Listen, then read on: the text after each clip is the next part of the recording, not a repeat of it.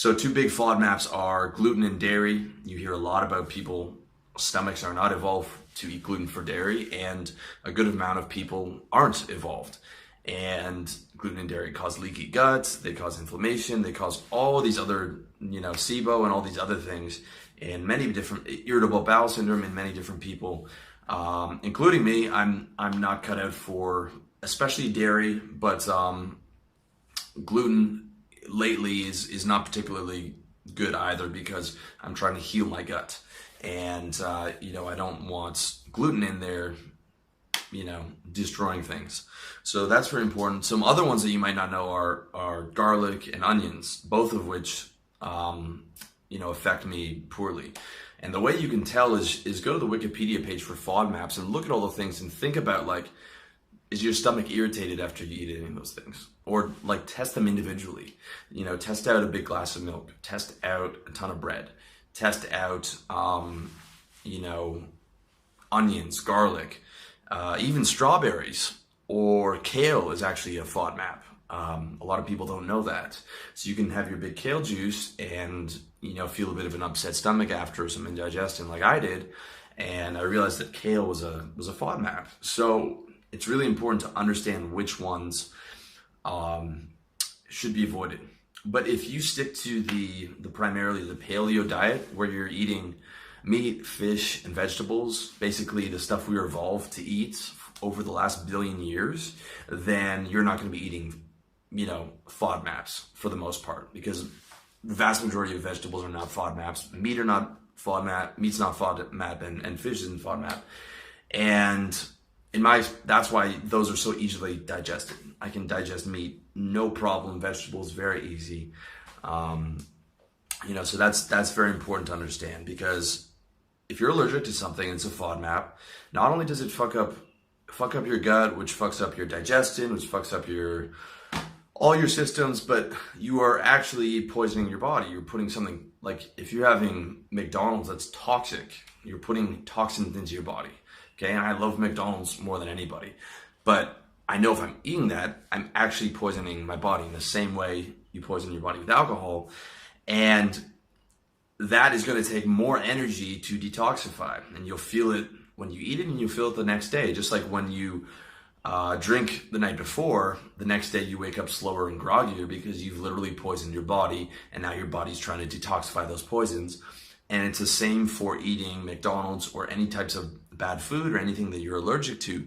You're literally poisoning yourself and robbing yourself of what should be your natural energy. Okay, and you look at all the primitive tribes people who eat healthy, organic food and really subside off of vegetables and meat. And these guys, look at the African tribesmen, they have 6-packs into their fucking 60s, and they're walking around all day, and they are energetic because they are living the way that we're evolved to live, as opposed to sitting at a fucking computer eating the standard American diet and getting diabetes and high cholesterol and all those other things, because you're living the way that you're not supposed to live.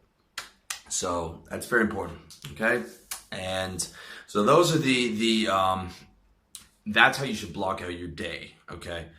Then I finish the day with salad and chicken breast, okay? I'll have a salad and chicken breast, and I'll cheat a little bit. I'll put some croutons in there, and I'll usually take like a Caesar dressing. I prefer vinaigrette because that's less cheating than like the creamy one, but sometimes I'll use the creamy one, or I'll use, if I want to go lighter, I'll use like a Japanese sesame dressing that doesn't have any garlic, onions, and it's healthier. You can also get this, I used to get this back home. There's some really good vegan Caesar salad dressing that approximate the taste of a good Caesar salad, like 85%. It's like 85% is good, except it has no dairy, no gluten, no onions, and no garlic, okay? The one I eat here has some dairy and some breadcrumbs, the gluten, and probably some garlic and onions, but I don't eat too much of it, so I let myself slide on that. And I let myself slide on the croutons. There's some extra carbs there, but I mean, you can't have a salad without croutons. It's just wrong. And basically, I get a lot of, not the iceberg lettuce, but the green, the dark green and purple leafy greens, organic, Okay, and then I get organic chicken breast. I order it. There's a service here in Chiang Mai. I order it for the month. It costs me like $20. Get nothing but honey breast and teriyaki barbecue chicken breast. Keep them in the freezer. Start of the day, I move them to the fridge.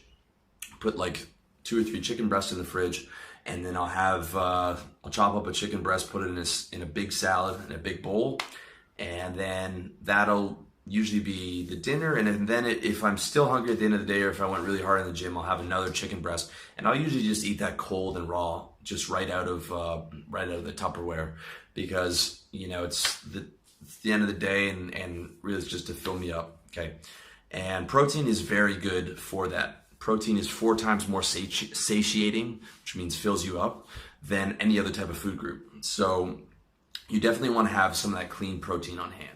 And chicken breast is just about the best thing you can do.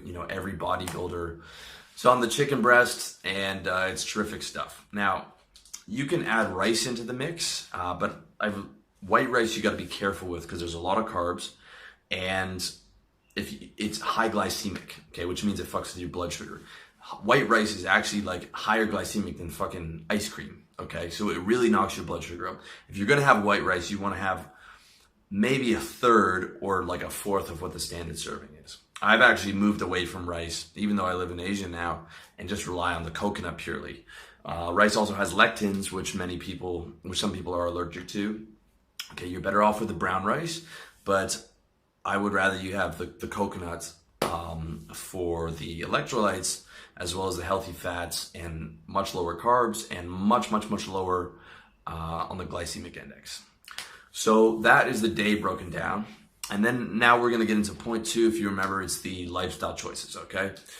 So the first one is stand as much as you can, okay? You can see I do all these videos standing, and I would prefer my day to be doing nothing but high energy videos like this standing up. However, unfortunately, I have to do some technical work here and then, and if it's really grinding me, I will sit down, or if I'm going to the coffee shop, I'll sit down for an hour or so, but I try and spend the majority of the day standing up, and that is part of one of my health routines, okay? Because if you look at all the evidence, they say that sitting is the new smoking. You're not meant to sit for extended periods of time, and if you are, you're meant to sit in the sort of squat position that you'll see some people over here in this part of the world do. And because it stops the blood flow, it stops the energy, it stops, you don't breathe as deeply. Sitting for long periods of time is not good for you, and it's terrible for your energy. So I try and stand up as much as possible. If you are still working a job, you can get a standing desk set up. That's what I did when I built like a variable on top of my table when I was still in sales, so I could stand up. And basically I will stand up for the vast majority of the time, unless I'm in a coffee shop, or unless I really have some boring technical shit to do. And sometimes sitting down, it's easier for like task and technical oriented stuff. Okay, so, but again, I try not to sit down and start relaxing until after 6 p.m., which means that after all my work is done for the day.